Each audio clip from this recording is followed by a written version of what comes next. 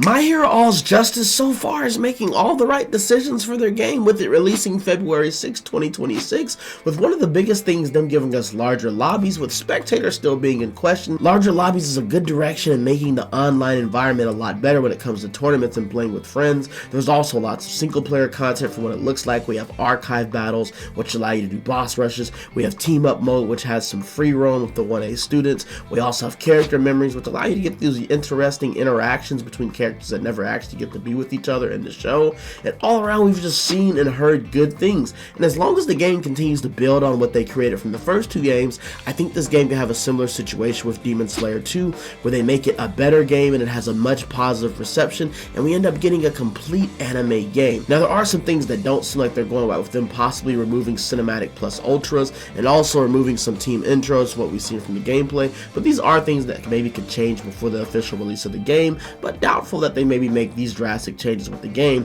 But all these things seem positive, and right now the My Hero All's Justice situation is pretty promising. But there is one concern I have about the game, and that's the roster.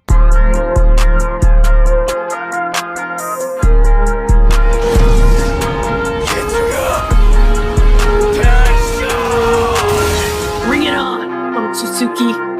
You want to see what true resolve is? I'll show you.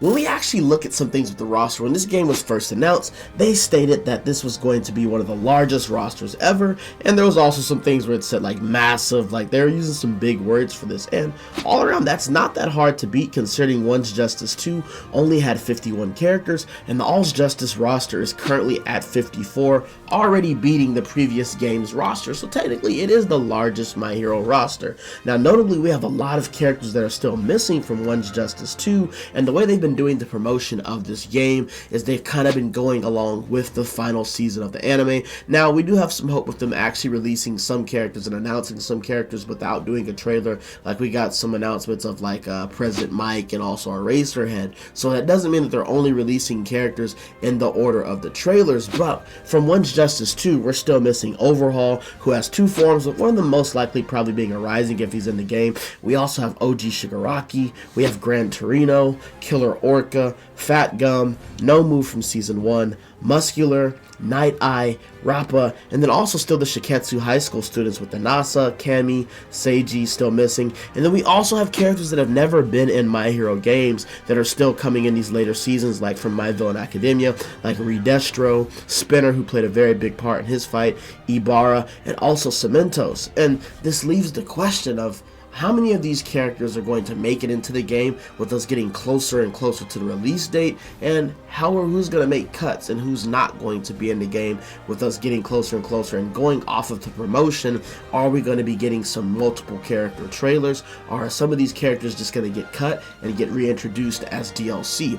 Now, when I look at the things of who doesn't make it, new battle systems and adjustments with characters may lead to cuts, because they do have some things like the new counterattack. They also have the emergency avoidance technique. We also have some new plus ultra combos that actually pair together, and they have all around changed the game into a tag fighter over a game that mainly just has one fighter and assist. And they also have a really big change with the rising action and also the rising ability and the ultimate rising, and this may be the mechanic that is actually holding them up with some characters, because this should have some balance, and it should seem like all the characters have a unique rising that actually makes them stronger, or this game is going to be very much unbalanced. And when we look at all these things, we have to think about some characters who absolutely have to make it, or people are going to be upset if they don't get announced. And I'm mainly talking about characters that have to make it from One's Justice 2, since we're missing so many. And those characters, I do think in the first priority that have to be in the game, I believe Overhaul needs to be in the game. We also need Gran Torino, because he has special fights with some unique characters.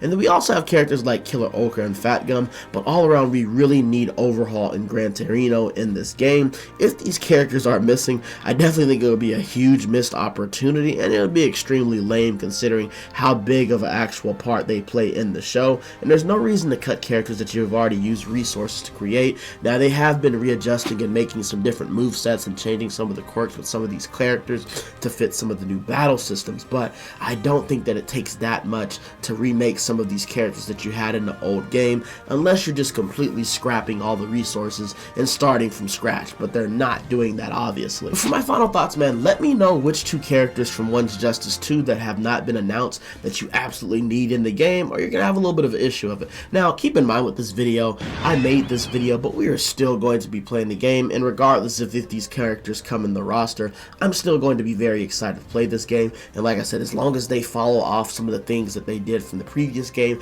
and make it better, I do think this can have a similar release to Demon Slayer 2, where there wasn't really that many issues, and people that like this genre of a fighting style game, of an arena fighter, enjoy the game. While Demon Slayer 2 isn't the perfect game, for people that like Demon Slayer, it was a complete anime package that made it better from the previous game. And as long as My Hero can do this, I do think this game will have a successful release, and I think that people that are a fan of this series will enjoy the series, and at the end of the day, that's what matters the most. We're not, shooting for this to be the best anime game ever to release. As long as it satisfies the target audience, I think that's the most important thing. One last feature that I really do think they need to have in this game is definitely lobbies with spectator. We have the lobbies. I think if they add the spectator, that'll be the icing on the cake for people that are really excited for this game, man. But let me know in the comments, man. How do you feel about the whole situation of My Hero All's Justice in the game in general? And also let me know which 2 characters do you think are missing from the roster from One's Justice 2 that need to absolutely be in this game. And of course, things could change by the time you're seeing this video, but all around, I think the future looks promising for this game.